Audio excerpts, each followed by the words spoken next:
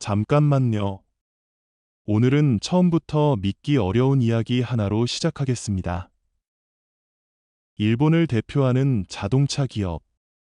누구나 알고 있는 그 회사, 혼다입니다. 그런데 2026년 2월, 혼다의 미베 도시1로 사장이 직접 중국 상하이까지 갔습니다. 그곳에서 그는 경쟁 상대라고 할 수 있는 중국 현지 자동차 부품 공장을 시찰했습니다. 그리고 공장 견학을 마치고 밖으로 나온 뒤 그가 처음으로 남긴 말이 무엇이었는지 아십니까? 우리에게는 이것에 맞설 방법이 없다. 이 말은 단순한 소문이 아닙니다. 니케이 아시아가 보도한 실제 발언입니다.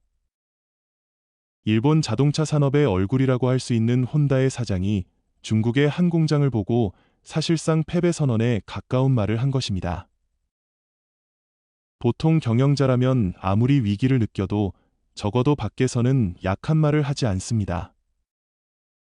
그것이 오랫동안 일본 기업들이 지켜온 방식이었습니다.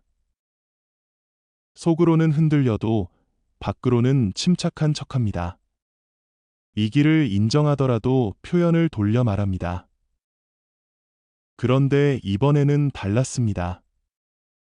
사장 본인이 직접 그것도 별표 맞설 방법이 없다. 별표라는 매우 강한 표현을 사용했습니다. 이것은 단순히 혼다 한 회사의 문제가 아닙니다. 무언가가 근본부터 무너지고 있다는 신호입니다. 더 충격적인 것은 미베 사장이 본 곳이 특별한 군사 공장도 아니었고 국가 전략의 최첨단 기밀 생산 라인도 아니었다는 점입니다. 그저 평범한 자동차 부품 제조 공장이었습니다.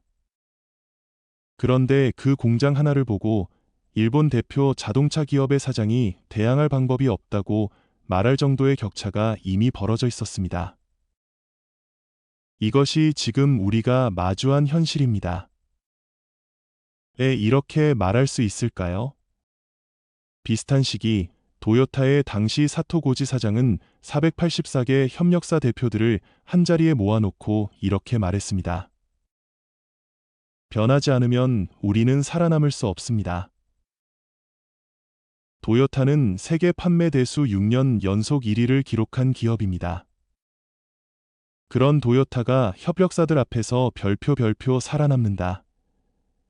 별표는 표현을 사용했습니다. 이것은 결코 가벼운 말이 아닙니다. 세계 1위 자동차 기업이 생존이라는 단어를 꺼냈다는 것 자체가 이미 상황의 심각성을 보여줍니다. 그리고 거의 같은 시점에 또 다른 일들이 벌어졌습니다. 애플은 미국 시장으로 향하는 제품의 상당 부분을 인도로 이전하겠다고 밝혔습니다. 테슬라는 2027년까지 미국 공장에서 중국산 부품 사용을 0으로 만들겠다고 선언했습니다. 소니는 29년 동안 유지해온 중국 광둥성 후이저우 공장을 2025년 12월 폐쇄했습니다. 그리고 결정적인 장면은 2026년 5월 1일에 나왔습니다. 삼성이 34년 동안 이어온 중국 가전 사업에서 완전히 철수한다고 발표한 것입니다.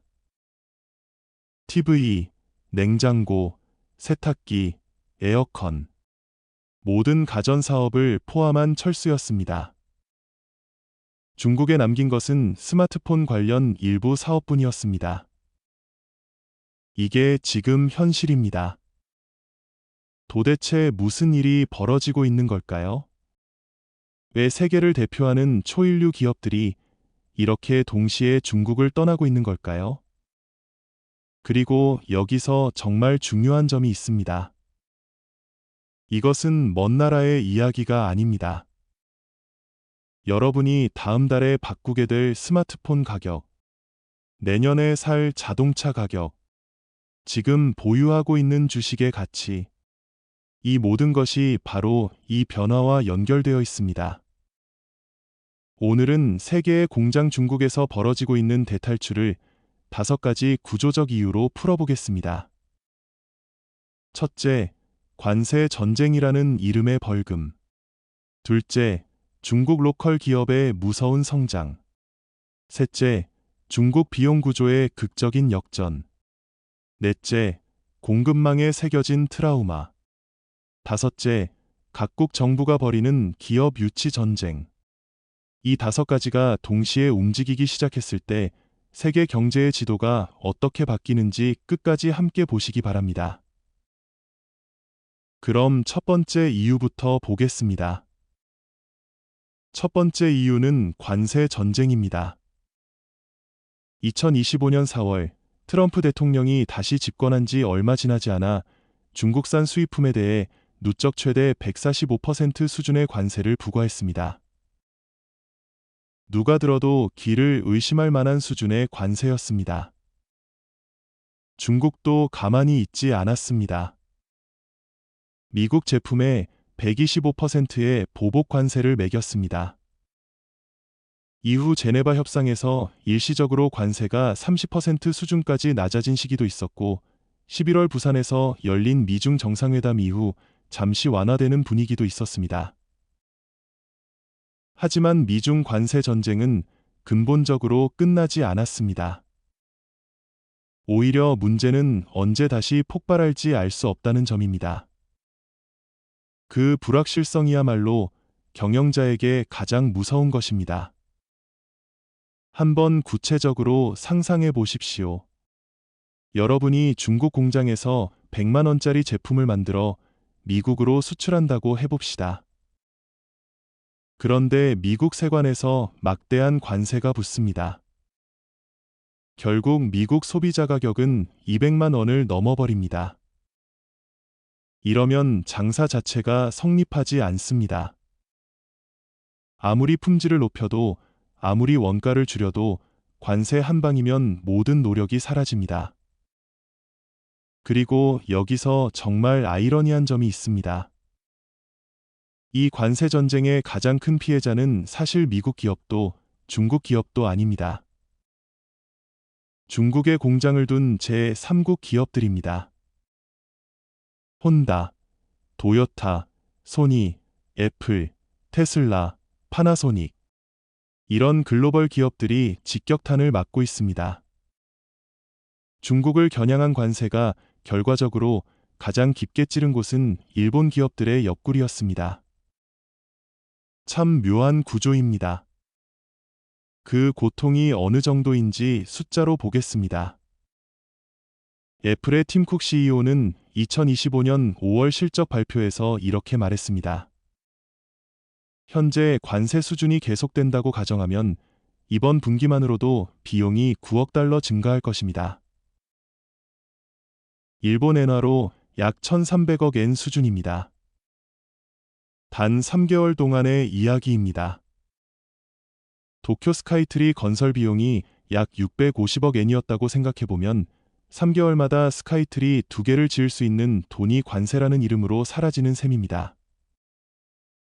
애플의 결산 자료에는 이 숫자를 향후 분기에 단순히 그대로 적용하지 말라는 주의 문구까지 붙어 있었습니다. 무슨 뜻일까요? 상황에 따라 더 나빠질 수도 있다는 의미입니다. 그런데 애플은 그나마 사정이 나은 편입니다. 일부 품목에서 면세 혜택을 확보했고 생산 거점을 빠르게 인도로 분산시키고 있으며 피해를 최소화하기 위해 움직이고 있습니다. 그럼에도 한 분기 비용 증가가 9억 달러입니다. 그렇다면 애플처럼 빠르게 움직일 수 없는 기업들, 중국 생산 비중이 훨씬 높은 기업들은 어떨까요? 그 관세 부담은 상상만 해도 경영자의 얼굴에서 피가 빠질 정도입니다. 시청자 여러분의 입장에서 생각해 보십시오. 여러분 회사의 이익이 여러분이 통제할 수 없는 외부 요인 때문에 내일 갑자기 10%, 20%, 심하면 100% 이상 사라질 수 있다면 어떻게 하시겠습니까? 그 외부 요인이 바로 두 강대국 정상의 기분과 정치적 판단이라면 어떻게 하시겠습니까? 정상적인 경영자라면 가장 먼저 그 위험에서 벗어나려고 할 것입니다. 지금 세계 기업들이 하고 있는 일이 바로 그것입니다. 이런 상황에서 계속 중국에 공장을 두겠다고 말하는 경영자가 있다면 주주총회에서 거센 비판을 피하기 어려울 것입니다. 그래서 애플이 움직였습니다. 테슬라도 움직였습니다. 파나소닉도 움직였습니다. 이제는 움직이지 않는 것 자체가 가장 큰 리스크가 되어버렸습니다. 하지만 여기서 만약 이렇게 생각한다면 본질을 놓치게 됩니다. 관세만 낮아지면 다시 중국으로 돌아가면 되는 것 아닌가? 아닙니다. 기업들을 중국 밖으로 밀어내는 힘은 관세 하나가 아닙니다. 오히려 관세는 방아쇠에 불과했습니다. 진짜 이야기는 지금부터입니다. 두 번째 이유로 들어가겠습니다. 두 번째 이유는 정말 무서운 이야기입니다. 중국 로컬 기업들이 상상을 초월하는 속도로 강해지고 있습니다. 외국 기업들이 단순히 중국에서 쫓겨나고 있는 것이 아닙니다. 시장에서 정면으로 맞붙어 순수하게 밀리고 있는 것입니다. 가장 알기 쉬운 예가 자동차입니다. 혼다의 중국 판매량을 보십시오. 2020년 혼다는 중국에서 162만 대를 판매했습니다. 일본 자동차 브랜드 중에서도 중국 시장의 챔피언이었습니다. 그런데 불과 5년 뒤인 2025년에는 판매량이 64만 대 수준으로 줄었습니다. 순식간에 큰 비중이 사라진 것입니다. 중국에 있는 혼다 공장의 가동률은 50% 수준까지 떨어졌습니다. 자동차 산업에서는 보통 최소 70에서 80%의 가동률이 나와야 이익을 낼 수 있습니다. 가동률 50%라는 것은 무엇을 의미할까요? 공장을 돌리면 돌릴수록 적자가 커진다는 뜻입니다. 그렇다면 혼다에서 사라진 고객들은 어디로 갔을까요? 바로 BYD입니다. 2025년 초단 2달 동안 BYD는 48만 대를 팔았습니다. 전년 동기 대비 큰 폭의 성장이었습니다. 테슬라조차 중국 시장 점유율이 5년 전 11%에서 4% 수준까지 줄었습니다. 반대로 BYD의 점유율은 빠르게 커졌습니다. 이것은 단순히 추월당했다는 수준이 아닙니다. 이미 체급이 달라졌다고 보는 편이 더 정확합니다. 스마트폰 기업으로 알려진 샤오미까지 전기차 시장에 뛰어들어 하루 1000대 수준의 전기차를 생산하고 있습니다. 하루 1000대입니다. 도요타나 혼다가 아무리 노력해도 신규 진입 후 몇 년 만에 쉽게 달성할 수 있는 숫자가 아닙니다. 도대체 무슨 일이 벌어지고 있는 것일까요? 중국은 단지 자동차를 만들고 있는 것이 아닙니다. 자동차를 만드는 방식 자체를 다시 설계하고 있습니다. 공급망 통합, 수직 계열화, 소프트웨어 중심 개발. 이 모든 요소를 한 국가 안에서 동시에 밀어붙이고 있습니다. 혼다의 미베 사장이 상하이에서 본 것은 무엇이었을까요? 니케이 보도에 따르면 그가 본 것은 사람이 거의 보이지 않는 극도로 자동화된 생산 라인이었습니다. 그리고 신차를 18개월에서 빠르면 14개월 만에 개발하는 이른바 차이나 스피드였습니다. 반면 전통적인 일본 자동차 기업들은 신차 하나를 만드는데 36개월, 차종에 따라서는 48개월이 걸립니다. 개발 시간 축이 이미 절반 이하로 압축된 것입니다. 우리에게는 이것에 맞설 방법이 없다. 미베 사장의 그 한마디가 왜 그렇게 무거운지 여기서 드러납니다. 그 말은 감정적인 약한 소리가 아니었습니다. 물리적인 현실을 경영자로서 정직하게 인정한 말이었습니다. 포드의 짐 팔리 CEO도 2025년 CBS 선데이 모닝에서 이렇게 말했습니다. 중국은 기존 공장만으로도 북미 시장 전체를 감당할 생산 능력을 갖고 있습니다. 그들은 우리 모두를 폐업으로 몰아넣을 수 있는 규모를 가지고 있습니다. 미국 대형 자동차 기업의 최고 경영자가 전국 방송에서 이런 말을 했습니다. 이것은 업계 안에서는 이미 상식이 된 사실을 이제야 공개적으로 말할 수밖에 없게 된 수준의 이야기입니다. 여기까지 오면 더 이상 단순한 가격 경쟁이 아닙니다. 기술, 속도, 규모, 자동화, 공급망 통합도, 이 모든 영역에서 구조 자체가 다른 상대와 일본, 미국의 전통 자동차 기업들이 싸우고 있는 것입니다.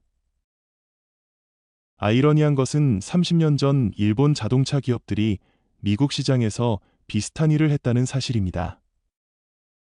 싸고 품질 좋고 연비 좋은 차로 미국 자동차 기업들을 압박했습니다. 그런데 지금은 일본이 중국에게 똑같은 방식으로 역전을 당하고 있습니다. 역사라는 것은 때로 이렇게 잔인한 구조로 반복됩니다. 중국 로컬 기업의 약진은 자동차만의 이야기가 아닙니다. 스마트폰, 가전, 산업기기, 이 모든 분야에서 같은 일이 동시에 벌어지고 있습니다. 애플의 중국 스마트폰 점유율은 화웨이와 비보 등에 밀려 3위권으로 내려갔습니다. 소니의 스마트폰은 중국 시장에서 사실상 완전히 철수했습니다. 파나소닉, 도시바, 월풀, 그리고 마침내 삼성까지 중국 가전 시장에서 사라졌습니다. 이제는 이런 시대가 된 것입니다. 중국에서 만들고 싶다. 중국에서 팔고 싶다. 이 두 가지가 더 이상 동시에 성립하지 않는 시대가 되었습니다. 그렇다면 중국 로컬 기업들은 이렇게 강해질 수 있었을까요? 여기서 세 번째 이유로 넘어가야 합니다. 중국 비용 구조의 역전입니다.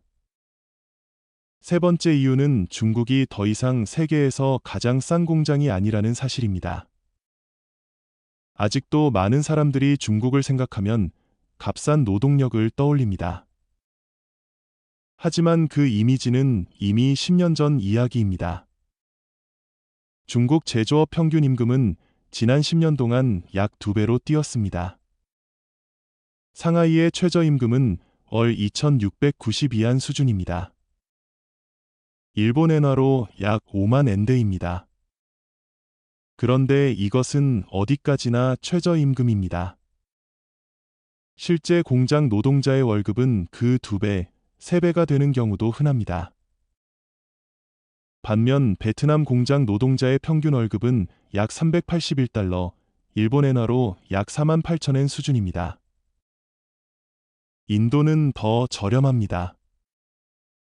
중국의 노동 비용은 이제 베트남의 약 2배, 인도의 3배에서 5배 수준까지 커졌습니다. 한번 생각해 보십시오. 여러분이 회사 사장이라고 가정해 봅시다. 똑같은 제품을 만들 수 있다면 중국에서 월급 10만 엔에 가까운 노동자를 고용하시겠습니까? 아니면 베트남에서 월급 5만 엔 수준의 노동자를 고용하시겠습니까? 경영자의 입장에서 그래도 무조건 중국이라고 말할 합리적 이유는 점점 사라지고 있습니다. 문제는 인건비만이 아닙니다. 중국의 공장 부지는 비싸졌습니다. 전기요금도 올랐습니다. 환경 규제도 강해졌습니다. 공장을 운영하는 모든 비용이 과거와 비교할 수 없을 만큼 높아졌습니다. 그리고 이 틈을 인도가 놓치지 않았습니다. 인도는 PLI, 즉 생산연계 인센티브 제도를 내놓았습니다. 이 제도는 중국에서 제조업을 끌어내기 위해 인도 정부가 만든 매우 노골적인 정책입니다. 간단히 말하면 이렇습니다. 인도에서 제품을 만들고 매출을 늘리면 그 증가분의 4에서 6%를 현금으로 돌려주겠다. 대상은 스마트폰, 반도체, 자동차, 의약품, 섬유 등 총 14개 핵심 업종입니다. 전체 규모는 1조 9,700억 루피, 일본 엔화로 약 3조 엔에 달합니다. 이것은 진심이 담긴 숫자입니다. 그 결과 어떤 일이 벌어졌을까요? 2025년 2분기 미국에 수입된 스마트폰 중 인도산 비중이 44%까지 급상승했습니다. 전년에는 13%였는데 불과 1년 만에 44%가 된 것입니다. 반대로 중국산 비중은 61%에서 25% 수준으로 거의 반토막이 났습니다. 애플의 누적 인도산 제품 수출은 지난 5년 동안 500억 달러를 돌파했습니다. 이제 인도산 스마트폰은 인도의 최대 수출 품목 중 하나가 되었습니다. 베트남도 뒤처지지 않습니다. 전자부품 수입 관세는 사실상 0%에 가깝습니다. 삼성, LG, 인텔이 베트남에 강하게 자리 잡고 있습니다. 애플의 에어팟 생산도 베트남으로 이동했습니다. 소니는 카메라 생산의 92%를 중국에서 태국으로 옮겼습니다. 여기서 하나의 아이러니한 사실을 봐야 합니다. 중국이 과거 세계의 공장이 될 수 있었던 이유는 덩샤오핑 시절부터 서구 기업과 일본 기업을 열심히 유치했기 때문입니다. 싼 노동력, 세금 혜택, 토지 제공, 인프라 지원. 중국은 모든 것을 내주며 외국 기업들을 끌어들였습니다. 그런데 30년이 지난 지금 인도와 베트남이 정확히 같은 방식으로 기업들을 중국에서 빼내고 있습니다. 역사는 정말 묘한 방식으로 순환합니다. 하지만 여기까지가 전부가 아닙니다. 네 번째 이유는 기업들을 한꺼번에 움직이게 만든 결정적 사건입니다. 바로 공급망의 트라우마입니다. 구체적으로 말하면 넥스페리아 사건입니다.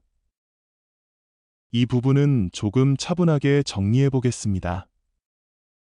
넥스페리아는 반도체 기업입니다. 일본에서는 그렇게 잘 알려져 있지 않지만 본사는 네덜란드에 있습니다. 다만 소유주는 중국의 윙테크입니다. 즉 실질적으로는 중국계 자본이 지배하는 기업입니다. 이 회사는 자동차용 다이오드와 트랜지스터, 즉 화려하지는 않지만 모든 자동차에 반드시 필요한 기본 반도체 분야에서 세계 시장의 약 40%를 차지하고 있습니다. 2025년 4월 네덜란드 정부가 국가 안보를 이유로 넥스페리아를 통제했습니다. 이에 대해 중국 상무부는 보복 조치로 넥스페리아 중국 공장에서의 수출을 중단했습니다. 그 결과 어떻게 되었을까요? 전 세계 자동차 제조사들이 동시에 차를 만들 수 없는 상황에 몰렸습니다. 혼다는 멕시코 공장을 멈췄고 북미 생산을 줄였습니다. 손실은 약 9억 600만 달러, 일본 엔화로 약 1,500억 엔에 달했습니다. 감산 규모는 11만 대 수준으로 추정되었습니다. 닛산도 생산 조정에 들어갔습니다. 폭스바겐은 수천 명의 직원을 일시 휴직시켰습니다. 도요타도 영향을 받았습니다. 자동차 업계는 이미 코로나 시기에 반도체 부족을 겪었습니다. 그 악몽이 불과 몇 년 만에 다시 찾아온 것입니다. 여기서 중요한 점은 문제가 된 반도체가 최첨단 AI 칩이 아니었다는 점입니다. 아이퍼, 창문, 시트 히터, 자동차 안에서 가장 평범한 기능을 움직이는 기본 반도체였습니다. 그런데 그것이 세계 자동차 공장을 몇 주 동안 멈춰 세웠습니다. 왜 이런 일이 가능했을까요?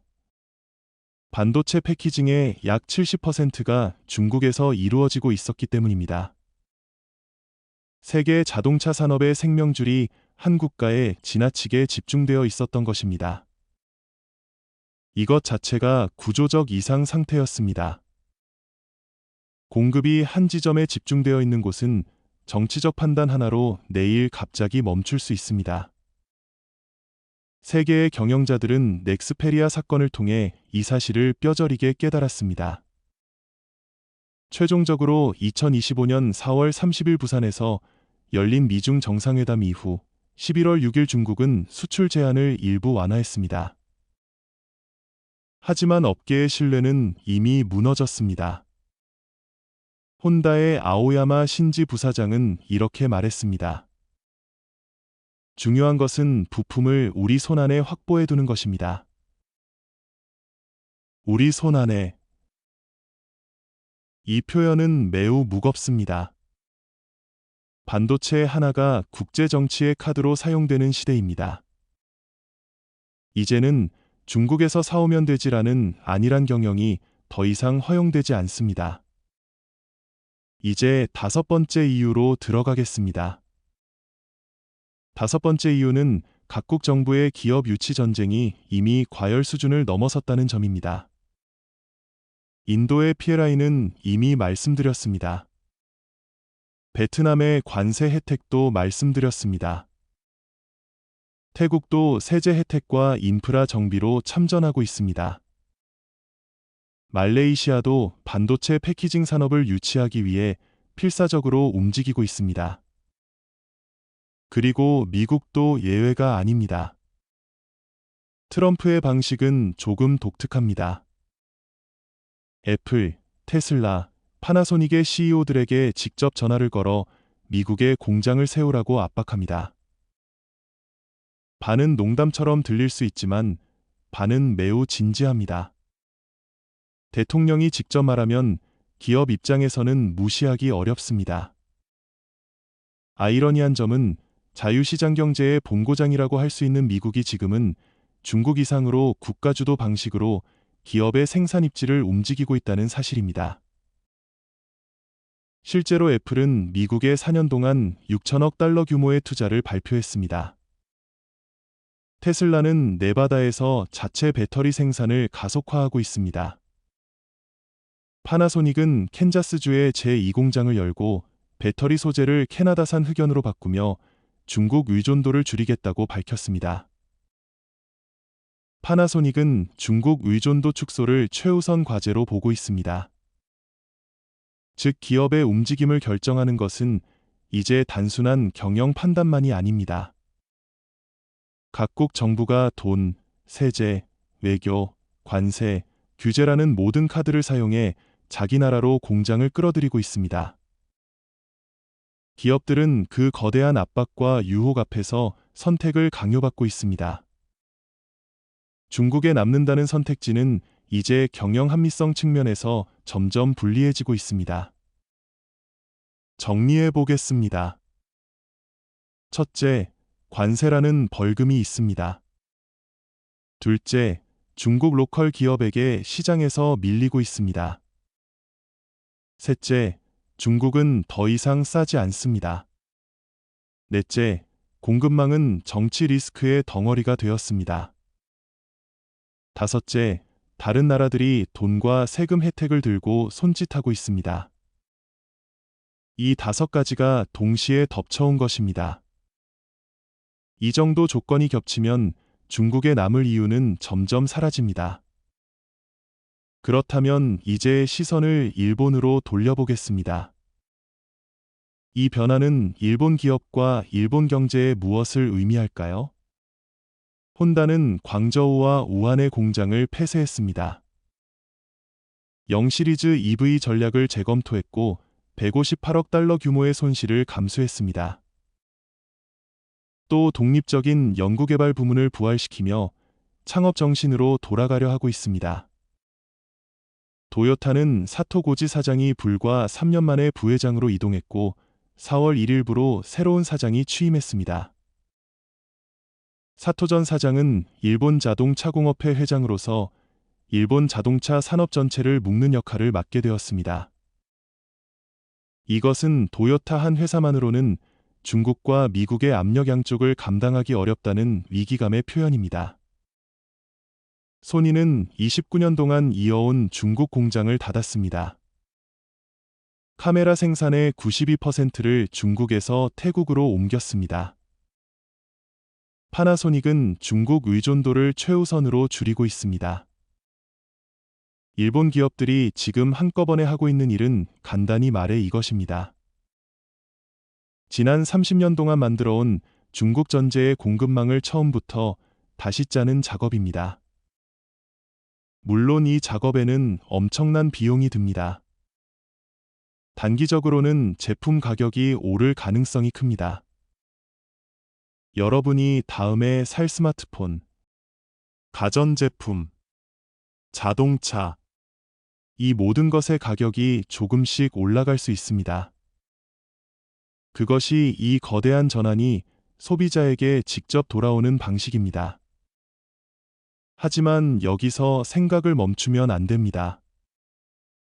분명 이것은 위기입니다. 그러나 동시에 일본에게는 마지막 기회일 수도 있습니다. 중국 시장에서 이기지 못한 기업은 다른 시장에서 이겨야 합니다. 공급망 집중 리스크를 뼈아프게 배운 기업은 리스크 분산의 노하우를 얻게 됩니다. 30년 전 세계가 중국으로 몰려들었던 그 순간과 구조적으로 비슷한 재배치의 기회가 지금 다시 열리고 있습니다. 문제는 일본이 이 기회를 잡을 수 있느냐입니다. 마지막으로 시청자 여러분께 두 가지를 꼭 말씀드리고 싶습니다.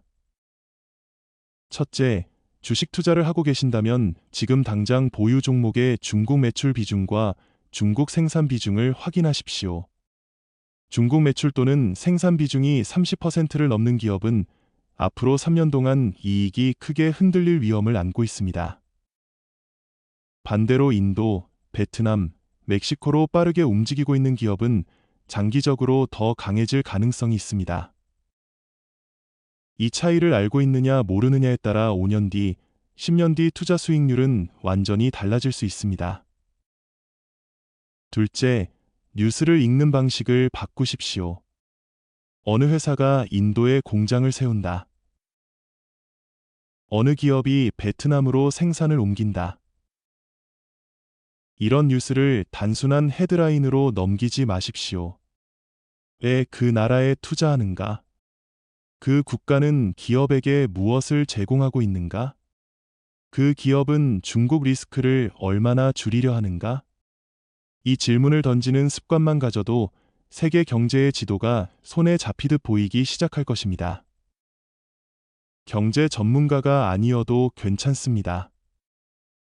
오늘 영상에서 말씀드린 5가지 틀만 머릿속에 넣어두면 뉴스가 완전히 다르게 보일 것입니다. 혼다 사장의 한마디. 우리에게는 이것에 맞설 방법이 없다. 그 짧은 문장 뒤에는 오늘 말씀드린 5가지 구조가 모두 들어있었습니다. 관세, 중국 로컬 기업의 약진, 비용 구조의 역전, 공급망 트라우마, 각국 정부의 기업 유치 전쟁. 이 모든 것이 동시에 움직인 순간 세계의 공장 지도는 다시 그려지기 시작했습니다. 30년 전 세계의 공장은 중국으로 모였습니다. 이제 그 흐름이 거꾸로 돌아가고 있습니다. 5년 뒤, 10년 뒤 제조업의 지도는 지금과 완전히 달라져 있을 것입니다. 이 흐름을 읽는 사람과 읽지 못하는 사람의 차이는 투자, 커리어, 소비 생활 모든 영역에서 점점 벌어질 것입니다. 오늘 영상이 여러분에게 그 흐름을 읽는 첫 번째 계기가 되었다면 정말 기쁘겠습니다. 도움이 되셨다면 좋아요와 구독, 알림 설정도 부탁드립니다. 다음 영상에서는 중국을 떠난 기업들이 향하는 다음 세계의 공장, 인도 경제의 진짜 실력을 깊이 있게 분석해 보겠습니다. 인도는 정말 다음 중국이 될 수 있을까요? 아니면 아직 누구도 제대로 보지 못한 함정이 숨어 있을까요? 다음 영상에서 더 깊게 다뤄보겠습니다. 그럼 다음 영상에서 다시 뵙겠습니다.